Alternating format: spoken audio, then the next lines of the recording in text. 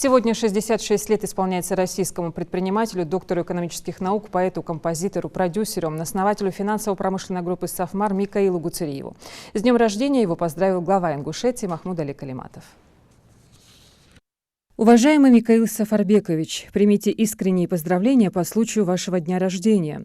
Желаю вам крепкого здоровья, оптимизма, сил и энергии для дальнейшей плодотворной работы на благо Ингушетии и страны. Вы достигли больших высот в бизнесе, в творчестве и в других сферах. Сегодня, активно продолжая свою созидательную деятельность, вы вносите достойный вклад в развитие нашей страны. Глубокого уважения заслуживает ваша благотворительная деятельность и бескорыстное стремление помогать своей малой родине и ингушскому народу.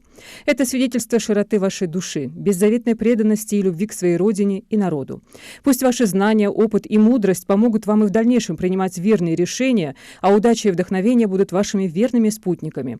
От всей души желаю вам прекрасного настроения, душевного подъема и успеха во всех начинаниях. Счастья, здоровья, мира и благополучия вам и вашим близким.